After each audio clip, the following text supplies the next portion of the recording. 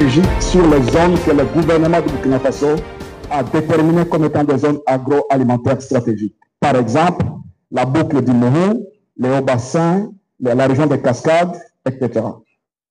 Le programme envisage de couvrir plus de 2 millions de bénéficiaires directs.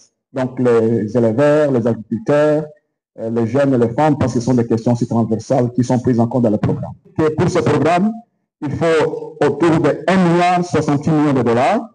Et pour tous les programmes, mesdames et messieurs membres du gouvernement, les programmes seront exécutés pendant 5 ans, mais à 2 phases. La première phase, c'est 2025-2026. Et la deuxième phase, les années qui viennent. Et on a fait cela pour s'aligner avec l'horizon temporel de l'UNIDAP. Ce programme s'aligne avec toutes les initiatives existantes en ce qui concerne la sécurité alimentaire au Burkina Faso. Par exemple, l'initiative présidentielle, l'initiative du Diogoulou. Le programme s'aligne avec tous les objectifs de développement humain qui touchent à la sécurité alimentaire. Évidemment aussi avec le pilier planète, personne et prospérité de l'UNIDAP. Il y a 3 composantes pour ce programme, autour desquelles les interventions stratégiques et activités ont été clairement identifiées lors des travaux de l'atelier. Premièrement, la production et la productivité agro-pastorale et halieutique. Deuxièmement, la compétitivité des produits alimentaires. Et la 3e composante, c'est l'amélioration de la nutrition et de la résilience face aux crises. Quels sont les impacts transformationnels visés par ce programme? Les orientations du gouvernement étaient très claires. Surtout, le ministre de l'économie et des finances a martelé cela lors de l'ouverture des travaux de l'atelier, que ça devra avoir un alignement parfait avec les attentes du gouvernement. Donc, ce programme vise à renforcer les chaînes de valeur agro-pastorales et halieutiques. Ça, c'est un des impacts qu'on va en train de chercher.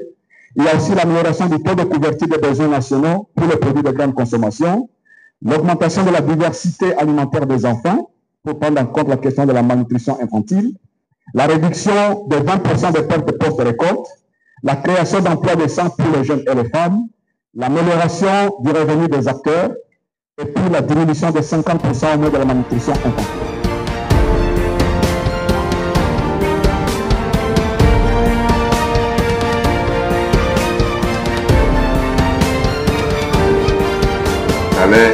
Aller vers des programmes qui ont un caractère structurant et impactant, parce que nous avons pensé que le saupoudrage ne permettait pas véritablement de créer de l'impact. Et je pense que nos échanges avec les différents ministres au niveau sectoriel aussi nous ont amené à voir un peu quelle était la vision du gouvernement sur le sujet, et les ministres ont effectivement insisté sur cela.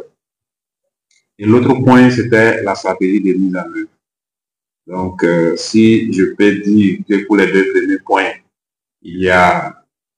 on peut dire qu'il y a des motifs de satisfaction parce que les orientations ont été prises en compte. Et, je crois qu'on a aussi insisté sur l'appropriation nationale. Vous avez aussi des échanges avec le ministre en charge de l'agriculture, notamment sur le programme d'appui à la transformation des systèmes alimentaires. Et je pense qu'il avait aussi insisté pour dire qu'il souhaite que dans la mise en œuvre, ce soit le ministère qui le fait. Parce que le ministère le fait déjà très bien. On a l'offensive agricole qui est en cours et tout le monde constate les résultats. On a les initiatives présidentielles pour l'agriculture aussi qui se passent bien. Donc, je pense que le ministère, en tout cas aujourd'hui, a démontré qu'il a toutes les capacités pour pouvoir mettre en œuvre un tel programme. Donc, cela, en tout cas, le ministre d'État, ministre en charge de l'agriculture, qui n'est pas présent ce soir, m'a également chargé d'insister sur ce point, que vous puissiez noter que dans la mise en œuvre, il faut l'appropriation nationale. Donc, on n'est pas en phase avec la mise en œuvre qui se fait à travers les agences. Donc, ça, c'est quelque chose de très important qu'il faut souligner.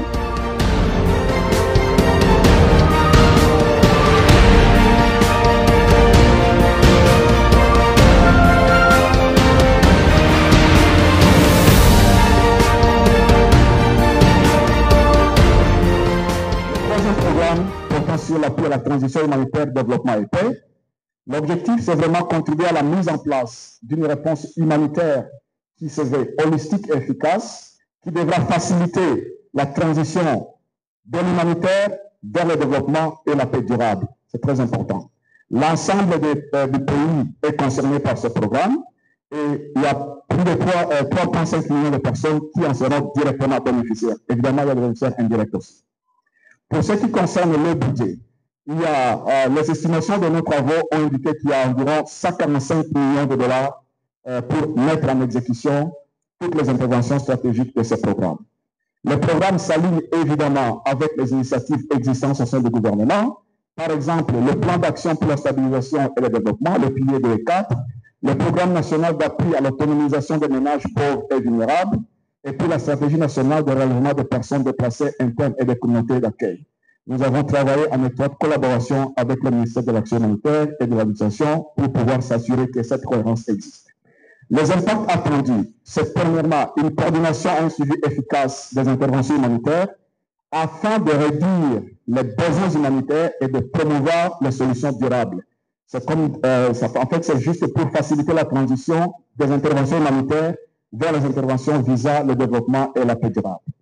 Il y a aussi l'augmentation de l'accès aux services de réponse humanitaire essentiels par les populations vulnérables touchées par le conflit, l'augmentation du niveau d'inclusion socio-économique et de résidence des populations et des communautés également, l'amélioration de l'accès équitable et inclusif aux services sociaux de base, de qualité, et à une protection sociale également réactive aux chocs par les groupes cibles.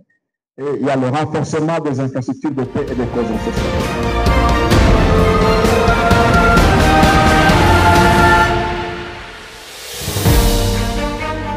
Et vu l'ampleur des besoins, et les besoins humanitaires sont immenses, et nous avions expliqué en son temps que la plupart du temps, lorsqu'on prévoit par exemple les budgets pour les vivres, pour l'assistance humanitaire, on va se retrouver à dépenser plus de 50% du budget dans les transports et la logistique.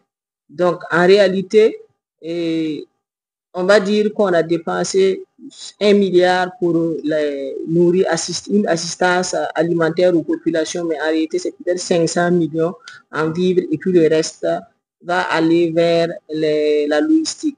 Donc nous avions souhaité que le programme puisse prendre en compte la réalisation d'un certain nombre de camions et de magasins au profit du SP CONASUR pour au moins minimiser les coûts de transport et les coûts de stockage de ces vivres qui prennent une bonne partie et pouvoir effectivement assister réellement les populations qui sont dans le besoin en matière humanitaire. Et deuxièmement aussi, nous avions dit que effectivement pour suppléer, pour le relèvement, il va falloir permettre aux populations d'avoir accès aux services sociaux de base et les autonomiser. Donc, nous avons besoin de mettre en place un certain nombre de projets et programmes pour créer des activités génératrices de revenus. Et la plupart du temps, nous allons vers la réalisation d'espaces aménagés pour le maraîchage, pour permettre aux populations de pouvoir cultiver. Donc, nous avons vu qu'ils ont prévu seulement de réaliser 7 forages et nous avions dit que c'était peu au regard du besoin. Et quand nous savons ce que c'est que l'accès à l'eau pour les projets de production maraîchère.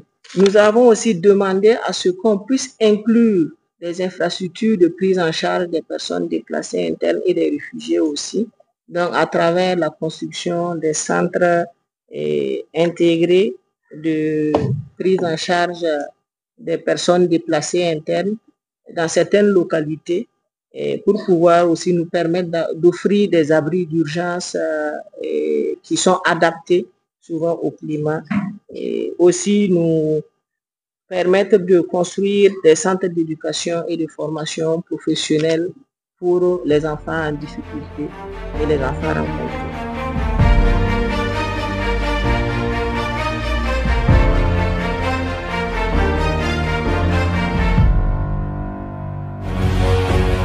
C'est une autre facette de l'information au Burkina Faso.